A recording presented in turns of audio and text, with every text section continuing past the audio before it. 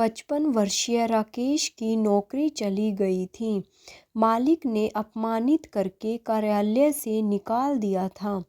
पिछले 12 महीनों में तीसरी बार उसे नौकरी से निकाला गया था। रात हो चुकी थी, लेकिन घर जाने का उसका जरा भी मन नहीं हो रहा था। वह बाजार में पेड़ के नीचे रखी एक बेंच पर बैठा हुआ सोच रहा था कि बिना नौकरी के घर का खर्चा कैसे चलेगा, बच्चों की पढ़ाई कैसे पूरी होगी। यही सब सोचकर वह अपने दोस्तों को बार बार फ़ोन कर रहा था। उनसे अनुरोध कर रहा था कि कहीं जगह खाली हो तो बता दें, उसे तुरंत नौकरी की ज़रूरत है। लेकिन किसी भी दोस्त ने उसकी कोई मदद नहीं की। राजेश कामचोर नहीं था, मगर बढ़ते कंप्यूटर के इस्तेमाल ने उसे कमज़ोर बना दिया था। हालांकि उसने कंप्यूटर चलाना भी सीख लिया था, मगर नए लड़कों जितना कंप्यूटर उसे चलाना नहीं आता था। इस कारण उससे गलतियां हो जाती थी। रात के 10 बजे वह हताश और निराश सा घर पहुंचा। घर के अंदर प्रवेश करते ही पत्नी चिल्लाई, कहाँ थे इतनी रात तक? किसके साथ मौज मस्ती कर रहे थे? तुम्हें शर्म नहीं आती क्या? घर में जवान बेटा और बेटी बैठे हैं, उनकी शादी की उम्र निकलती जा रही है। कब होश आएगा तुम्हें? अगर इनकी जिम्मेदारी नहीं निभानी थी तो पैदा ही क्यों किया था? राजेश कुछ भी नहीं बोला। पत्नी की रोज रोज की शिकायतों का उसने जवाब देना ही छोड़ दिया था। अभी वह बाहर रखी टंकी में लगे नल से हाथ मुंह धो रहा था कि बेटी दौड़ते हुए उसके पास आई। आते ही बोली, पापा क्या आप मेरे लिए नया मोबाइल ले आए? राजेश ने बेटी को भी कोई जवाब नहीं दिया। बेटी फिर से बोली, पापा आप जवाब क्यों नहीं देते? सुबह तो आप पक्का वादा करके गए थे कि रात को लौटते समय मेरे लिए नया मोबाइल लेकर ही आएंगे। राजेश चुप ही रहा। वह जवाब देता तो क्या देता? बेटी के मोबाइल के लिए एडवांस रुपए मांगने पर ही मालिक ने उसे नौकरी से निकाल दिया था। बेटी अपने हाथ में पकड़े पुराने फ़ोन को दिखाते हुए बोली, आपको क्या लगता है पापा, मैं झूठ बोल रही हूँ? देखो ये मोबाइल सचमुच ख़राब हो गया है, चालू करते ही हैंग हो जाता है। राजेश चुप था। वह अपनी नौकरी जाने की खबर भी किसी को नहीं बताना चाहता था, क्योंकि वह जानता था कि अगर नौकरी छूटने की बात किसी को बताई तो बेटा बेटी और पत्नी सभी उसके पीछे पड़ जाएंगे। उसे कोसने लगेंगे कि वह ढंग से काम नहीं करता, इसलिए हर चौथे महीने नौकरी से निकाल दिया जाता है। हाथ मुंह धोने के बाद वह सीधा अपने कमरे में गया, जहां बिस्तर पर लेटी उसकी पत्नी मोबाइल चला रही थी, जिसकी आंखें तो मोबाइल की स्क्रीन पर थीं, लेकिन कान घर में हो रही बातों को सुन रहे थे। ज्यों ही राजेश ने कमरे में कदम रखा, वह चिल्लाई, जवाब क्यों नहीं देते? बहरे हो गए हो क्या? बेटी को मोबाइल क्यों नहीं लाकर दिया? वह दबी दबी आवाज़ में बोला, पैसे हाथ में नहीं आए, जब पैसे मिलेंगे तब ला दूंगा। पत्नी बोली, हाथ में नहीं थे तो किसी से उधार ले लेते।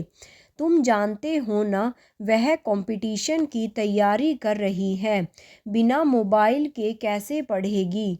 राजेश के पास जवाब देने को बहुत कुछ था, मगर अब उसने चुप रहना सीख लिया था। वह चुपचाप रसोई घर में चला आया, खुद ही थाली निकाली, फिर खाना खाने लगा। राजेश की बेटी 22 साल की हो चुकी थी, बेटा 24 साल का हो चुका था। दोनों पढ़ाई में कम और सोशल मीडिया पर ज़्यादा समय बिताते थे। इस कारण कंपटीशन में निकलने का सवाल ही पैदा नहीं होता था। अभी राजेश खाना ख़त्म भी नहीं कर पाया था कि उसका बेटा घर के बाहर से गाना गुनगुनाता हुआ सीधा रसोई में आया। मगर राजेश को वहाँ खाना खाते देखकर अपने कमरे में चला गया।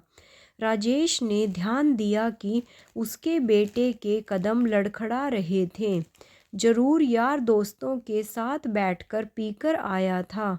शुरू शुरू में जब बेटा पीकर घर आता था तब राजेश उसे बहुत डांटा करता था। मगर एक दिन बेटा सामने बोल गया। राजेश को ज़्यादा गुस्सा आ गया था, इस कारण उसने बेटे को थप्पड़ लगाना चाहा। तब बेटे ने उसका हाथ पकड़ लिया था और गुस्से में उसे आंख दिखाने लगा था। उस दिन के बाद राजेश ने बेटे से कुछ भी कहना छोड़ दिया था।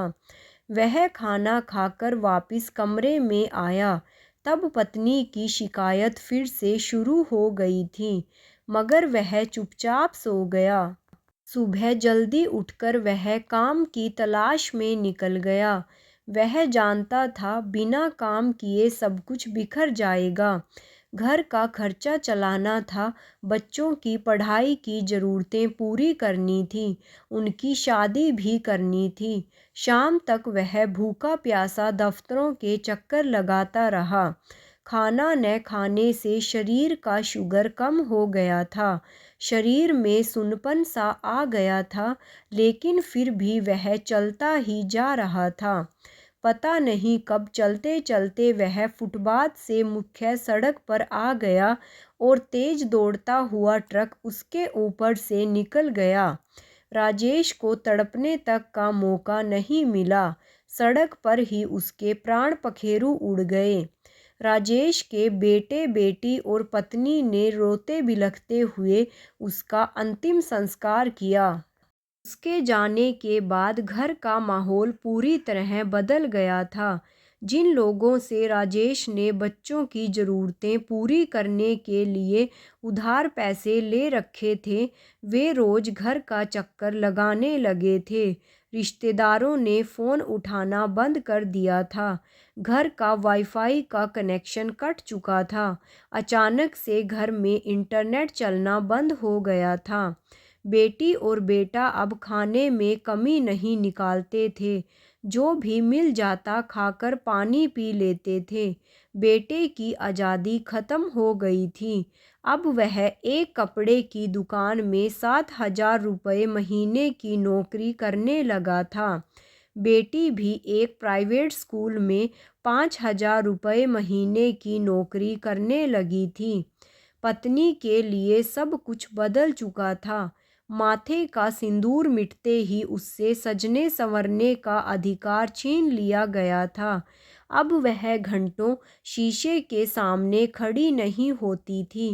पहले जिस पति को देखते ही शिकायतों की झड़ी लगा देती थी, अब उस पति की आवाज़ सुनने को तरस गई थी।